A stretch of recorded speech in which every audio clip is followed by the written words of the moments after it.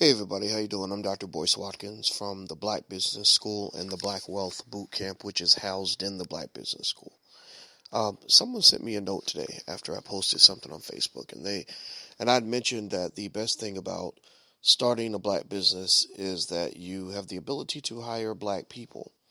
And the person, I don't know if they were skeptical or not, but they posted something, and I haven't checked this statistic or not, but I think it's pretty accurate.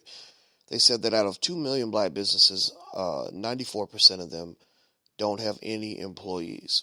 So I guess for some people that might lead them to conclude that black businesses don't create jobs for black people.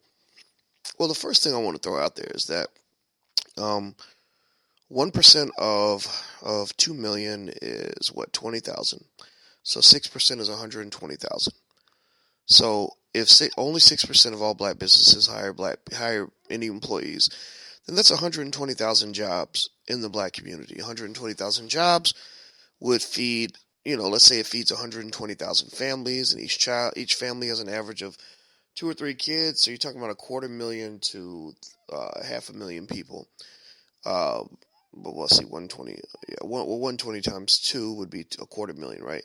So 250,000, 400,000 people who get to eat because of black businesses. That's not a trivial number, especially when you're talking about a community that's only about 13% of the population. It's 40 billion people. We need everything we can get. The second thought on that is that of the other business owners in this group, out of that 2 million, that other however many thousand, 1.8, 1 million or whatever, that can't hire anybody. Just know that most of those businesses have hired at least one person. Most of those business owners have created at least one job. They've created the job that they own themselves. And in a way, you can almost compare that to building a house that's only big enough for you. But at least your ass ain't homeless.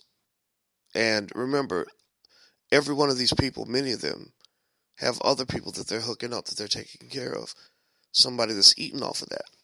So if you assume, say, out of that 1.8, let's say a million or 1.1 million or whatever of these people have created at least one job, and each job feeds 2 to 3 people, then you're talking about 3 or 4 million black people who get to eat off black-owned businesses. 3 or 4 million, well, that's 4 million is 10% of a 40 million population. So my point here is not to say that black businesses are doing extremely well or that they're just everywhere. In fact, most studies say that African Americans don't become entrepreneurs as much as they should. What it does say is that it makes a difference today, and it will make a bigger difference tomorrow. Most of the major corporations that exist in America started off as tiny little seeds. Most of the great civilizations in our society started off as upstarts. They started off getting kicked around a little bit. They started off having to prove themselves, having to build something, having to modify their culture in such a way that they create and breed greatness among their children, as opposed to mediocrity, servitude, and extreme codependence. So what I'm looking for in the black community is not for every black person in America to suddenly, miraculously become Donald Trump. Not that he's a good example. I'm really looking for everybody in the black community to try. Just freaking try. I would have said just fucking try, but I'm trying not to cuss. Just try. Just get off your butt and try. Stop being scared. Stop committing yourself to slavery. Stop assuming that slavery is the best that you can do. It might be enough for you to do, but it ain't the best that you can do. And I think that that's what we have to really instill in our children. That there's another level, there's another notch you can go to. There's another step you can go to. Businesses may not be full-time jobs for anybody, but they can certainly be side hustles. I bet if you calculated how many of those black businesses generate $500 a month, they help somebody pay their car note, you got a whole lot of money up in there. You look at how many black people who do little things like driving Uber in their spare time to bring in extra money. That is the difference between Lil Pookie being able to eat and the whole family struggling.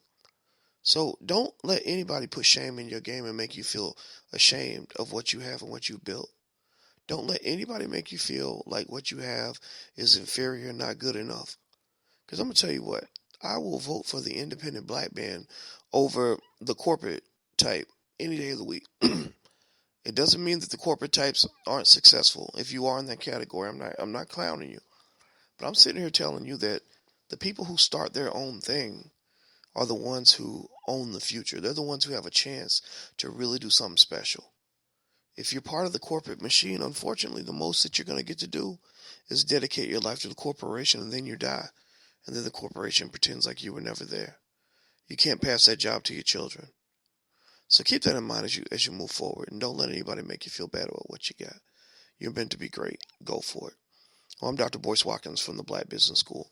Go check out the Black Business School and the Black Wealth Boot Camp. It'll change your life. The students love it. Talk to you guys soon. Bye-bye.